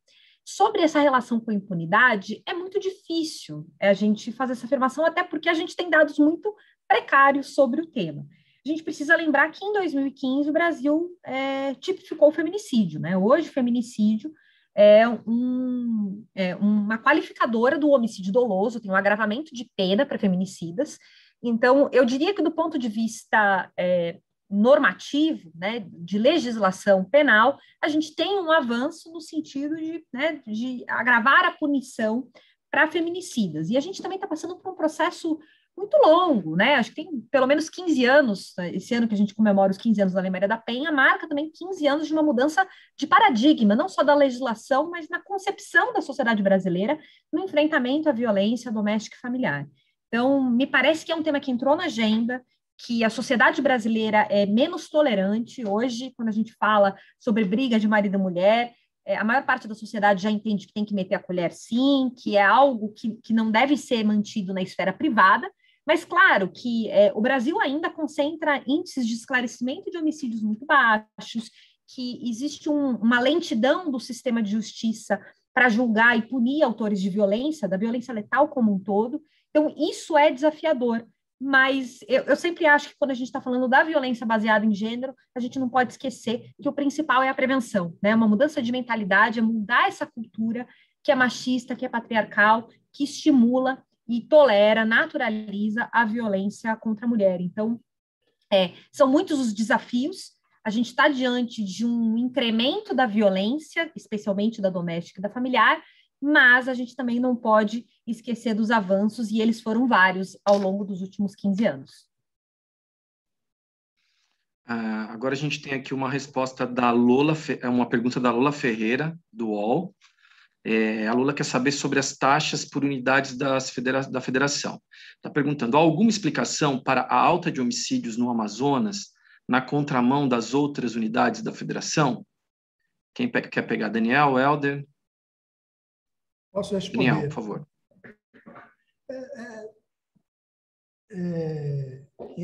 Quem perguntou isso foi Lola. Isso, foi a Lola. Lola, obrigado pela pergunta. Lola, na verdade é o seguinte: se a gente for olhar as tabelas, quais são elas? A 2.1 e a 2.2, que trazem respectivamente a taxa de homicídios e o número de homicídios por unidade federativa, a gente vai ver que existe uma situação de estabilidade no Amazonas, em torno de 1.500 homicídios. Então, se é verdade que a taxa cresceu um pouquinho, mas foi muito pouco, 37,8 para 38,4 por 100 mil habitantes, a gente vê que desde 2017 a gente tem em torno de, estou tentando enxergar aqui, 2017, 1.574 homicídios, depois 1.542, 1.592. Então, o que está vendo ali é uma oscilação ao redor de uma estabilidade. Não é muito difícil a gente tentar identificar fatores que explicam aquele detalhe aumentou um pouquinho ou não. O que a gente olhando uma visão mais ampla, é uma estabilidade da taxa no Amazonas com um leve viés de alta. Mas não há uma explicação para isso, né? Eu acho que é uma estabilidade. Eu só queria fazer um complemento a essa fala do Daniel. Eu não sei se o David também vai querer falar. Eu acho que ele vai falar exatamente sobre isso. Então, vou deixar o David falar, porque eu acho que ele vai falar um pouco sobre o Comando Vermelho e a atuação das facções, que eu acho que é um elemento importante para a gente entender o caso mais recente de Amazonas. Mas fica à vontade, David. Beleza, Sá, obrigado. Bom dia, pessoal. Acho que só complementando o que o Daniel e a Samira falaram, eu acho que tentando olhar, acho que o período completo, aí, esses últimos 11 anos, uma coisa que eu acho que dá para chamar a atenção é que, de uma forma geral, embora os últimos 3 anos a gente tenha perdido um pouco de qualidade, a gente pode talvez falar um pouco em relação à melhoria de cobertura na região norte como um todo, né? Embora esse não vai explicar uma variação muito grande, eu acho que isso tem que estar no nosso panorama. Mas, por outro lado, o Daniel mencionou no começo também muito dessa mudança do padrão de conflitualidade da região norte, região nordeste, né? E muito decorrente dessa expansão que a gente tem de facções do crime organizado, principalmente aqui do Sudeste, que vão se expandindo em relação a outros estados, a outras regiões, buscando rotas melhores para tráfico de drogas e de armas, sobretudo, e quando chegam nesses outros estados, elas vão rivalizar ou se aliar com grupos, muitas vezes, já existentes nos estados, né? E no caso dos estados da região norte, em muito decorrente de rotas que existem dentro da própria América do Sul, utilizando rotas, inclusive fluviais, né? Isso ajuda a explicar um pouco a relevância estratégica para o crime organizado da região. Eu acho que o caso do Amazonas é explicado, em parte, por isso, né? Se a gente lembrar, em 2017 mesmo, que foi um dos pontos, o ponto mais alto do conflito dentro do crime organizado, a gente teve situações terríveis em presídios do Amazonas, né? Com quase uma centena de vítimas fatais dentro de unidades prisionais, decorrente dessa lógica de disputa por território, de disputa por redes de tráfico de drogas. E na medida em que os estados brasileiros, em geral, têm tido uma dificuldade muito grande de lidar com o crime organizado, de prever a explosão de conflitos como esses, a taxa de homicídios acaba ficando muito sujeita às variações, à conflitualidade do mundo do crime, né? Não tem muita capacidade de antecipar isso, infelizmente, né? Deveria conseguir. Então, eu acho que, de uma forma geral, eu explicaria assim também, né? Para além de variações menores no passado mais recente, olhando o período mais amplo, acho que essa mudança de paradigma do crime na região ajuda a explicar esse aumento, não só no Amazonas, mas no Amazonas também. Só um adendo, que essa tua fala, de que se a gente pegar o dado do Amazonas em 2009, foram 916 homicídios, contra 1.592 agora em 2019. Então, esse crescimento bem grande tem a ver com essa questão que o David fala, e que a gente mencionou inicialmente, da geopolítica do negócio do narcotráfico como corredor internacional de drogas, já que a área plantada na Colômbia diminuiu muito, né? Na última década, e a área plantada, portanto, o Peru e a Bolívia ganharam uma posição estratégica mais diferenciada no mercado de produção de coca, e, portanto, o Brasil virou um corredor internacional de drogas, né? Mas isso explica no maior prazo. Nos 2, 3 últimos anos é uma situação de estabilidade. Então, a gente acha que depois de ter aquela guerra do narcotráfico eclodido em 2016, 2017, 2018 e 2019, foi uma situação de armistício, e isso é compatível com essa estabilidade que a gente vê ali nos últimos anos. Pessoal, a gente tem uma pergunta agora aqui da Júlia Barbon, da Folha de São Paulo. A Júlia está querendo saber se existe algum outro tipo de dado que possa estar escondendo, ela coloca até entre aspas, os homicídios no Brasil, além das MVCIs. Nos dados policiais, por exemplo, os desaparecidos, isso entra? Acho que é uma boa discussão aí, Daniel. Eu acho que a Samira poderia falar melhor, porque ela como lida mais diretamente com a questão do anuário, ela pode responder com mais propriedade essa questão. Um minutinho.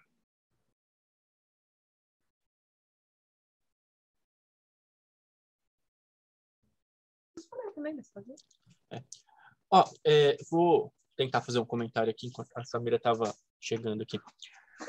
Eu acho que quando a gente olha para os dados dentro dos dados policiais, dados da segurança pública, a questão dos desaparecimentos é um tema que a gente tem alguns estados tentando investir para melhorar essa questão, né? Principalmente qualificar canais de registro para que as famílias possam acessar e fazer esse registro de desaparecimentos.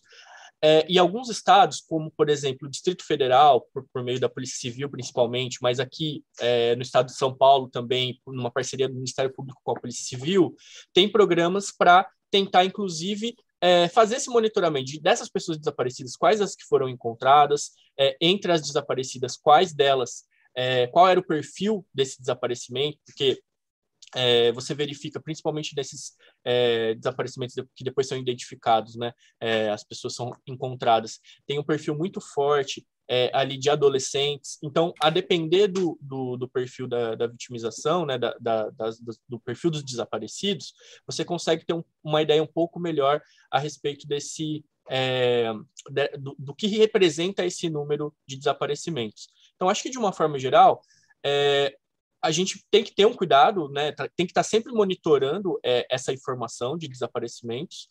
Contudo, não dá para dizer exatamente assim que, né, tantos por cento do número de desaparecidos estão ali escondendo, como a gente tem uma evidência muito mais forte no caso desses dados da saúde com as causas indeterminadas, né? O pessoal, né, o Daniel fez esse estudo, foi lá, vai olhar os microdados, vai encontrar informações mais específicas a respeito daquela vitimização e dizer que, na verdade, é um problema maior de registro mesmo, né? No caso dos desaparecimentos, ainda tem que melhorar bastante a qualidade do registro e o segmento das investigações, né? Então, quais pessoas foram encontradas posteriormente, mas eu acho que a gente ainda, pelo menos do meu ponto de vista, ainda não tem elementos suficientes para dizer, não, tem muitos homicídios estão escondidos nesses desaparecidos, são tantos por cento. Eu acho que a gente ainda não tem essa informação. Não sei o que essa miragem. Mas tem também os casos que não foram solucionados, né, Samira? Você pode falar disso aí, né?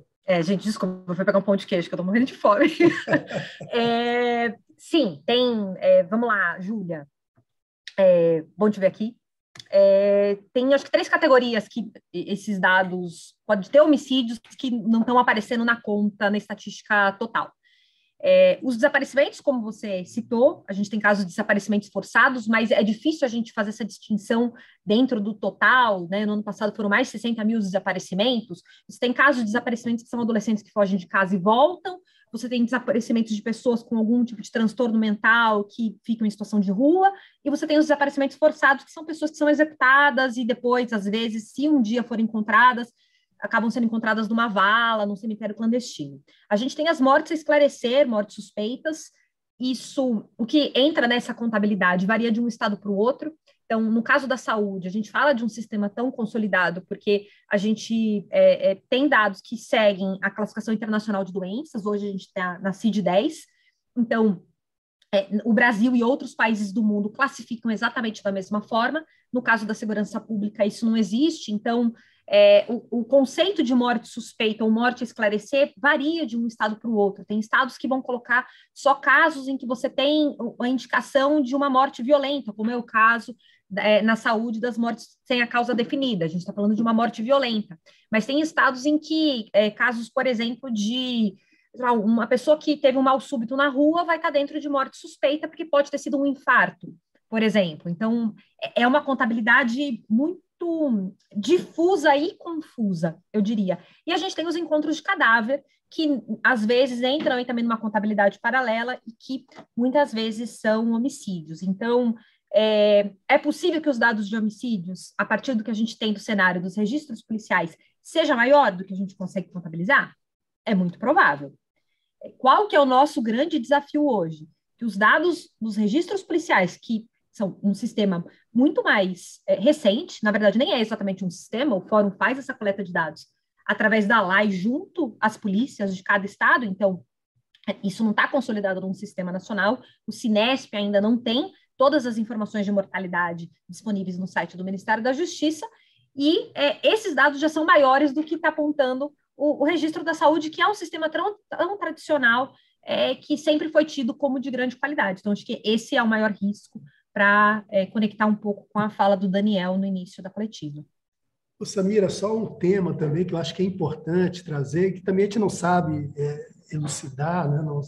Mas que a gente sabe que, com certeza, que existe, é o tema que relaciona essa questão da ocultação desses números de homicídios com a presença de milícias. Milícias são formadas por policiais ou ex-policiais treinados que sabem como desaparecer os corpos, né? Então, fazem como tem o trabalho do Inácio Cano no Sapatinho, né? Então, nos lugares onde tem mais milícias, certamente você vai ter mais cemitérios clandestinos, mais desaparecimentos que foram homicídios, a gente nunca vai saber. Talvez a gente nunca venha saber, né? Obrigado, Samira, Daniel, David. O Caio César Oliveira. Caio, você não identificou o veículo aqui, tá? Mas vamos lá. O Caio está perguntando sobre a sessão de violência contra LGBTQI+.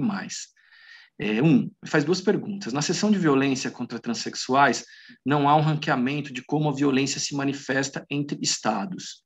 Essa ausência nos gráficos é devido à ausência de informação vinda de algum estado?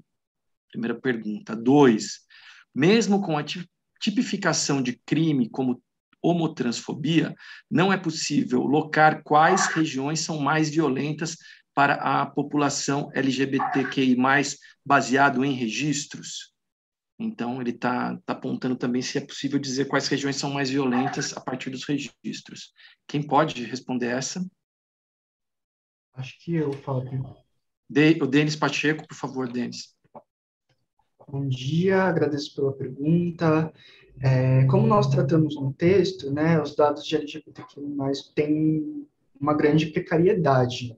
Em função disso, a gente entendeu que seria mais interessante fazer uma análise global do que tentar fazer uma análise mais pormenorizada, conseguisse capturar esses detalhes localmente.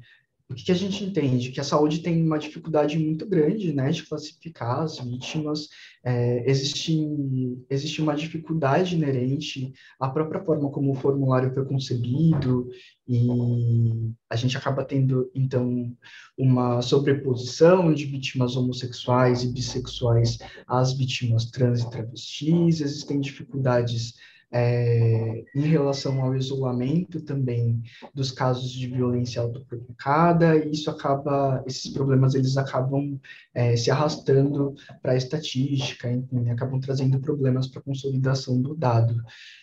Eu acredito que a gente precisaria de melhoras significativas no registro para tratar desse tipo de dado em escala territorial, e isso depende também da gente conhecer demograficamente a população LGBTQI+, e isso dependeria, evidentemente, de uma pergunta a respeito dessa população no censo, sobre a questão da criminalização, né, da homotransfobia pelo STF. Acho que é difícil falar de crime tratando de um dado da saúde, né? Acho que a resposta para essa questão criminal estaria presente de maneira mais eficaz por uma coleta da segurança pública e também pela resolução desses problemas que a gente tem em relação ao formulário e ao dado da saúde.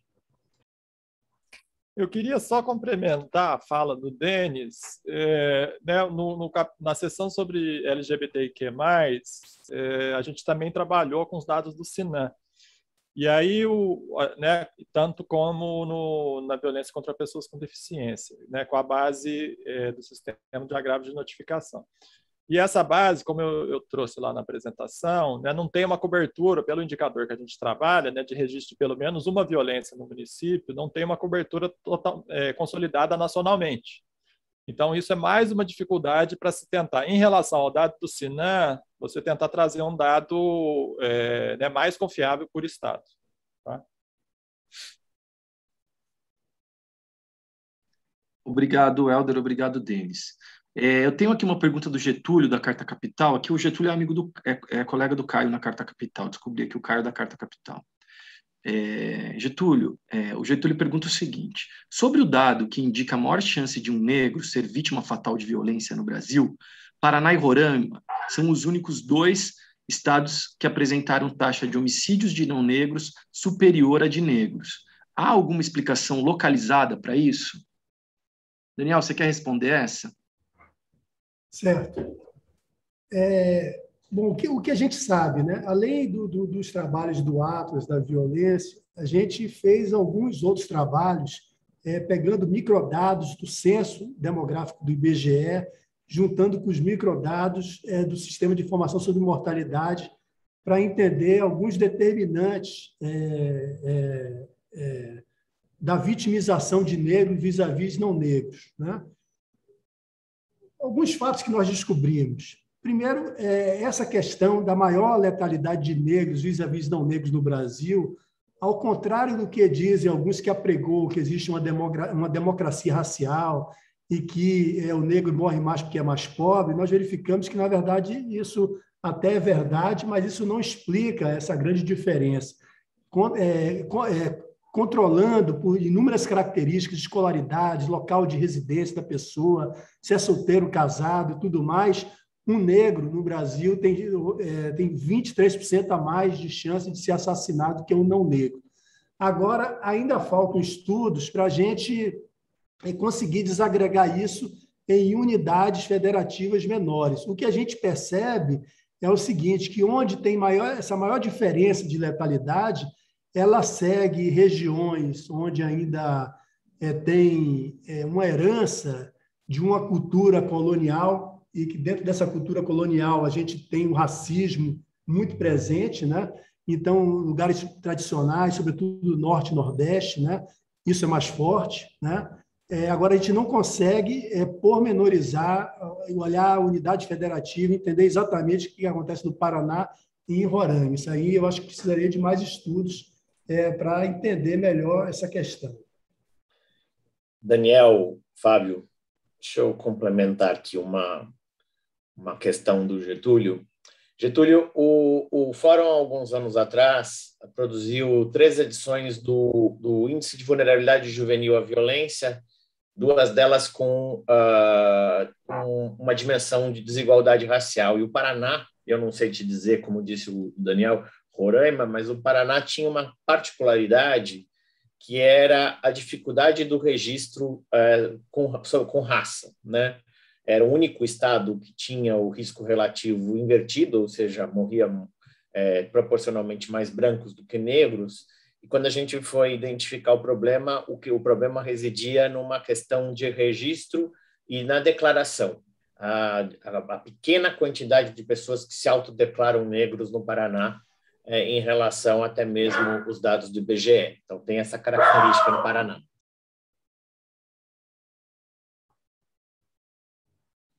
Obrigado, Renato. Obrigado, Daniel. Pessoal, tem uma mensagem aqui também da Simone Queiroz, do SBT. Acho que a Simone mandou só para mim, então eu vou ler para vocês aqui. Ao falarem da violência contra pessoas com deficiência, vocês recomendam políticas de cuidado. Vem algum movimento nesse sentido? O Congresso aumentou a pena para maus tratos, mas não para homicídios de pessoas com deficiência. Isso foi suficiente? Que políticas podem ser implementadas? Helder, você quer falar sobre isso? Sim. Bom, o estudo do Atlas, a gente não avança na questão da discussão das políticas públicas aí de relação de pessoas com deficiência, né? A gente traz essa indicação das políticas de cuidado, também inspirado num outro trabalho do IPEA, da Ana Amélia Camarano, que trabalha com a questão das políticas de cuidado em relação aos idosos. Né? E aí ela aponta uma falta de políticas de cuidado no Brasil, né? Ou seja, que afeta tanto os idosos, né, pessoas que estão envelhecendo, né, e que o arranjo familiar antigo, né, que que responsabilizava a família pelo cuidado das pessoas que necessitam de cuidados, né, que são crianças, idosos e pessoas com deficiências com necessidade de cuidados. Esse arranjo familiar está mudando, as famílias estão cada vez menores, e, né, essas pessoas estão ficando desassistidas. O cuidado, muitas vezes, é muito caro, né? Tem pessoas, por exemplo, com debilidades, em muitos casos de idosos, com saúde, que, né, as famílias que têm condição pagam até 4 pessoas, né, para prover o cuidado ali daquele idoso. Então, há necessidade, assim, a gente não vê essa política, né, muito difundida no Brasil. Eu não sei te dizer se alguns municípios e alguns estados têm isso mais avançado, mas é importante estar olhando para isso, porque na questão também da mudança da pirâmide populacional brasileira, com cada vez uma maior concentração de idosos, né, isso vai se tornar cada vez uma situação mais grave, né, porque vai envolver cada vez mais pessoas. Então, essa política de cuidado, eu acho que tem que olhar não só para as pessoas com deficiência, que já têm necessidades de cuidado, mas também para os idosos. E é urgente, dado, né, essa mudança aí da proporção da população idosa no Brasil.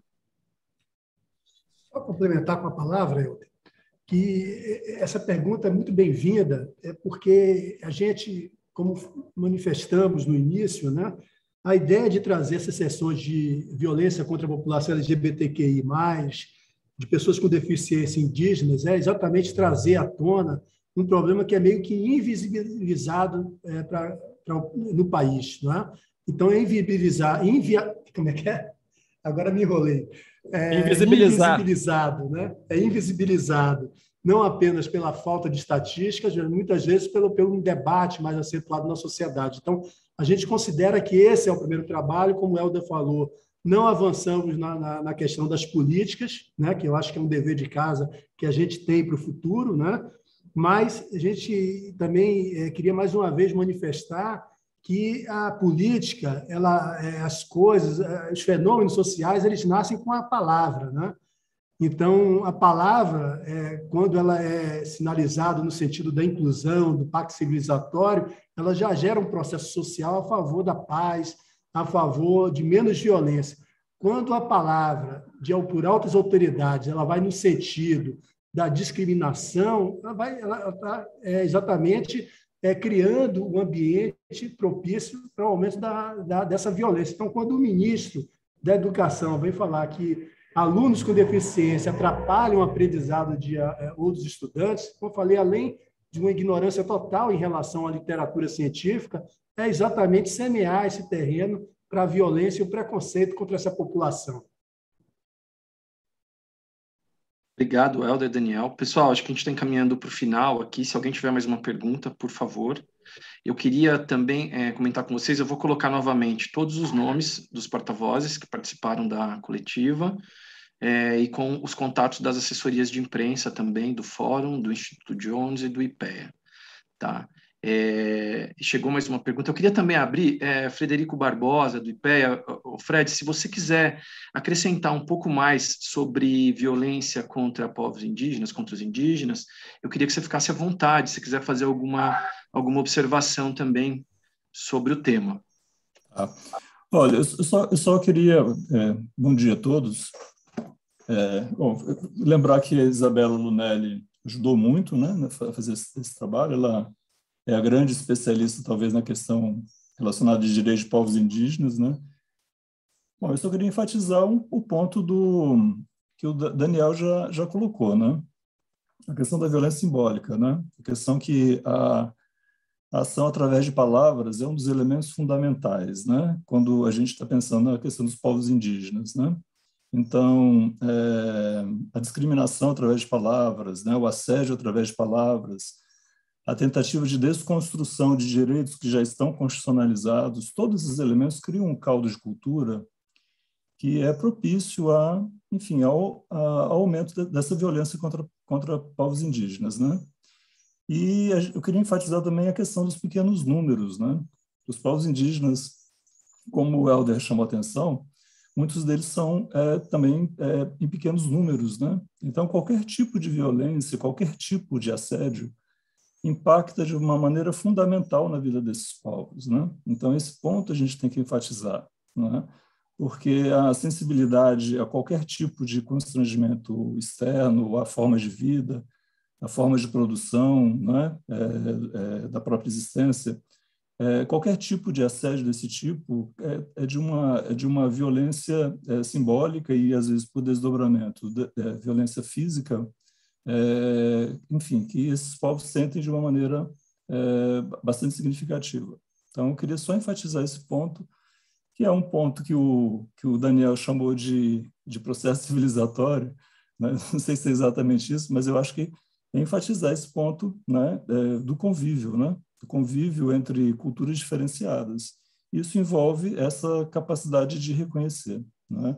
E a violência simbólica é um ponto que é importante a gente enfatizar com relação aos seus desdobramentos possíveis na violência física e na violência letal. Obrigado, Fred. Pessoal, acho que para fechar a coletiva, que eu tenho uma última pergunta da Ingrid Rocha, da CBN Campo Grande. Ela queria saber como podemos analisar os dados em relação à violência de indígenas em Mato Grosso do Sul. Fred. Mato Grosso do Sul específico. Olha, a gente pode falar assim no geral, porque a gente tem um dado que, nesse caso, a gente tem que explorar um pouco mais, né? Mas a gente pode colocar no contexto, né?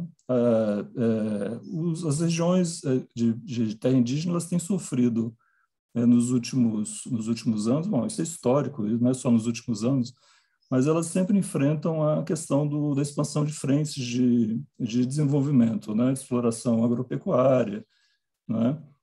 De exploração minerária, né? E de exploração de recursos da biodiversidade, né? Então, onde acontece esse tipo de exploração, né? A gente sempre vê aberta a possibilidade de algum tipo de assédio com relação a territórios indígenas.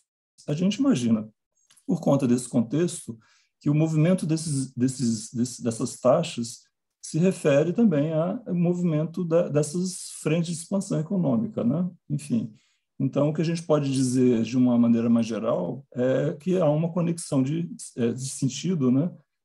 Na expansão de interesses econômicos, né? Com relação a essas taxas de violência, né? Fez sentido isso que eu falei? Posso fazer uma complementação, Fred? Por favor, Isabela. Obrigada, Flávio. Bom dia a todos e a todas.